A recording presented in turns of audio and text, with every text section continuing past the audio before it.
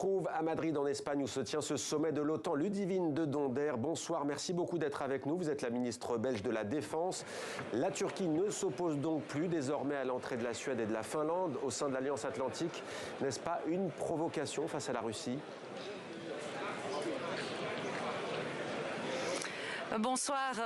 Non, certainement pas une provocation, parce que la question qu'il faut surtout se poser, c'est pourquoi des pays comme la Finlande et la Suède, qui avaient un esprit pacifiste depuis de très nombreuses années, se tournent à un moment donné vers l'OTAN pour être protégés, pour assurer leur sécurité. C'est dire toute la menace de Poutine et c'est dire en fait le sentiment de ces pays, de ces citoyens qui craignent pour leur sécurité et qui du coup demandent à l'OTAN d'y adhérer que pour pouvoir assurer la sécurité à leurs frontières. Alors on rappelle que l'Alliance Atlantique, l'OTAN, siège chez vous, à Bruxelles, en Belgique.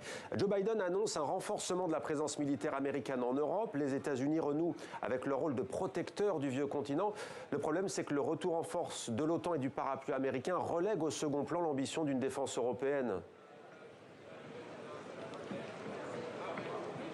Alors d'abord, évidemment, le conflit qu'on connaît aujourd'hui en Europe, personne n'imaginait qu'on ait encore une guerre un jour sur le continent européen, fait que nous devons renforcer notre effort de dissuasion et de défense. Des pays demandent à rejoindre l'OTAN, d'autres pays sont aux frontières de l'Ukraine et craignent pour leur sécurité, et donc nous devons absolument de renforcer notre posture militaire, certainement sur du court terme, certainement sur du moyen terme.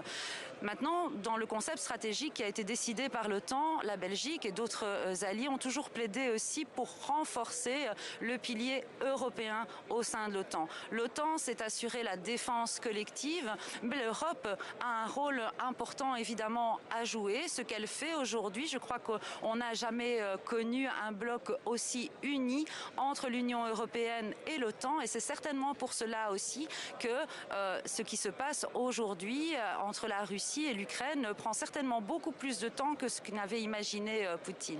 Alors, deux réactions ce soir. Kiev, ce ne sera pas étonnant, salue, je cite, la lucidité de l'Alliance Atlantique face à la Russie. Moscou, en revanche, dénonce l'agressivité de l'OTAN. Et Moscou dit ce soir, nous ne sommes pas intimidés par ce renforcement de la présence américaine en Europe. Que répondez-vous au Kremlin ? D'abord, je leur demande de cesser. Ils ont commis une agression, une invasion dans un pays qui ne recherchait que la liberté de choisir un partenaire de sécurité, et ça n'a pas plu au président Poutine, et la réaction, ça a été d'envahir le pays, de causer de nombreux morts, de nombreux blessés. La situation est extrêmement préoccupante. Nous, ce que nous demandons, c'est que cela s'arrête, qu'il y ait un cessez-le-feu. Seulement, pour avoir un dialogue, pour entrer dans la diplomatie, il faut être au moins deux, et ce n'est pas le cas aujourd'hui. Ce que fait aujourd'hui l'OTAN, c'est assurer la défense, c'est assurer la sécurité. Ce que fait aujourd'hui l'Union européenne et les différents membres européens, c'est d'apporter une aide bilatérale à l'Ukraine. C'est soutenir les Ukrainiens pour qu'ils puissent se défendre et assurer leur sécurité. Mais nous ne demandons tous qu'une chose, c'est que cela s'arrête et qu'on arrête les dégâts au niveau de la population ukrainienne. Ludivine de Donder, selon la feuille de route de l'OTAN, la Chine, je dis bien la Chine, défie les intérêts et la sécurité des pays de l'OTAN. En fait, l'Alliance Atlantique, elle voit des ennemis partout, non, en 2022 ?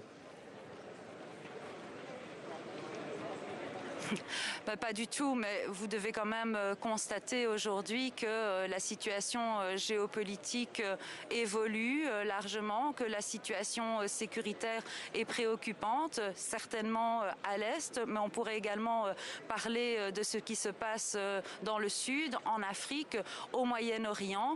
Il y a un concept stratégique qui a été revu au niveau de l'OTAN et on parle des différentes menaces. Vous savez, au niveau de la Belgique, j'ai demandé aussi une analyse actualisée poser des menaces, c'est tout à fait normal quand on doit définir des plans, quand on doit définir des priorités pour l'avenir.